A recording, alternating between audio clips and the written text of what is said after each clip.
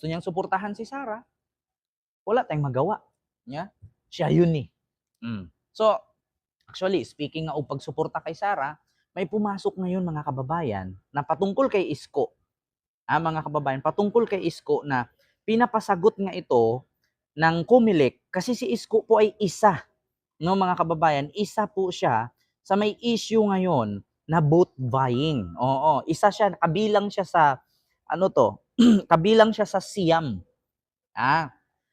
Kabilang siya sa siyam na tumatakbong politiko or pumasok sa politics ngayon na may isyung vote buying at pinapasagot nga ito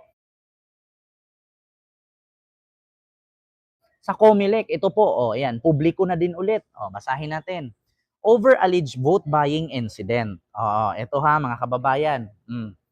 Ayan, post po yan. Kabila, isa si Isko dyan sa nakalista. Nakalagay. Isko Moreno pinagpaliwanag sa issue ng vote buying.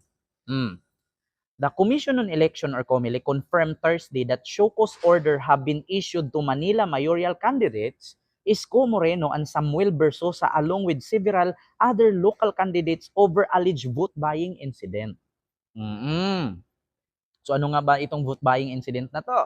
The COMELEC Contrabigay Task Force also named the following individuals in the list of recipients of the show cause order. Ayan po yung pangalan ha, nakalista. Ayan, siyam po yan sila.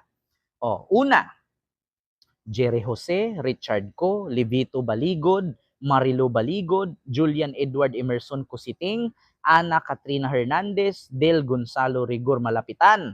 Naku, kasali pala itong si Mayor Along ng Uy, Mayor Along. Hindi ka na nga tumanda, sumali ka pa dito, tumangkad, sumali ka pa dito. Akala ko, mga kababayan, si Isko lang nandito, kasali pala si Along.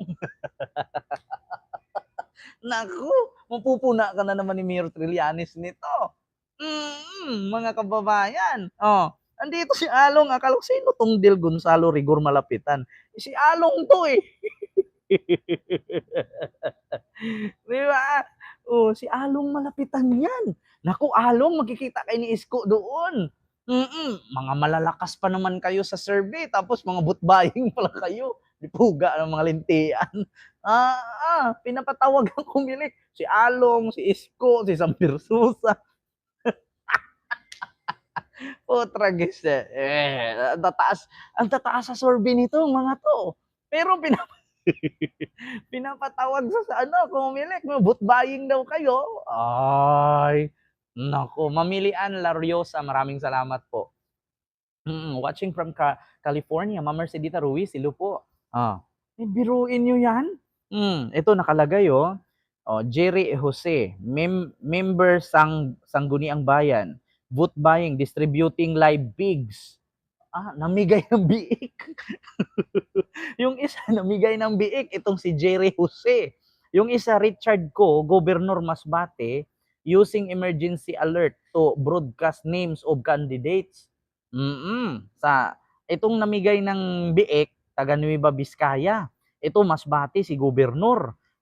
Itong si Richard Co. Itong si Levito Balikod, 5th District of Baybay City, Leyte, na presume holding raffles with prize bearing name and face. Ito namang isa, si Marilo Baligod, mayor ng Baybay, Leyte. Ganun din, pareho lang sila nitong Levito Baligod.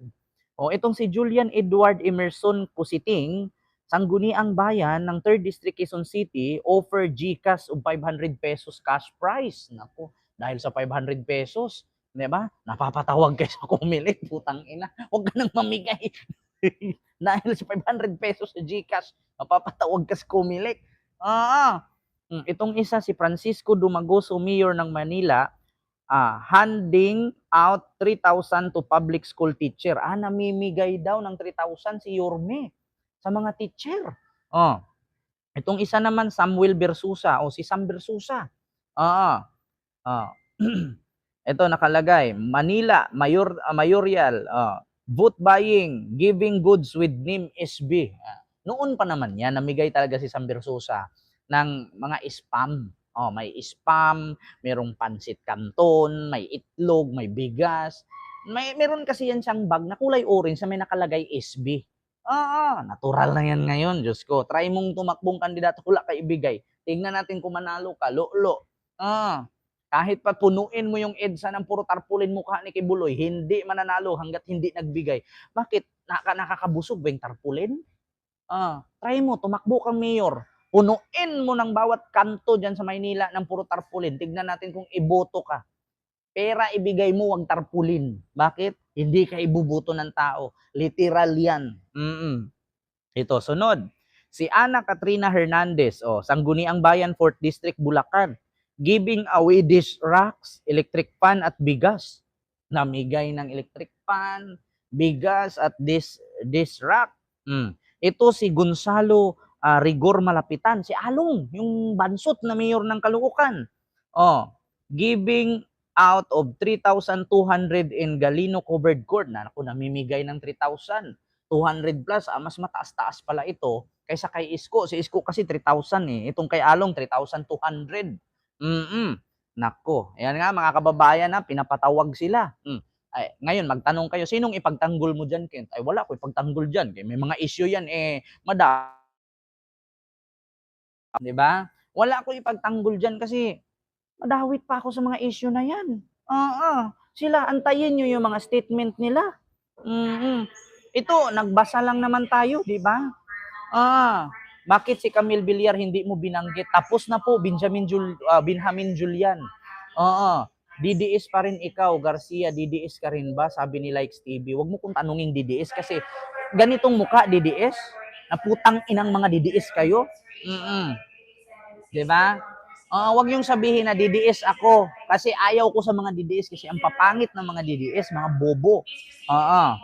So yun napanood nyo mga kababayan, ating publiko post po yan ng page ng Publico News page po ito na kung saan si Isko, si Sam Bersusa, si Along Malapitan at yung mga iba pang may gobernador sa Masbate, may Baybay Leyte, may Quezon City, may Caloocan, may Bulacan, may Nueva Vizcaya, pinapatawag ito sa Comelec na kailangan sagutin nila itong mga aligasyon patungkol sa vote buying incident.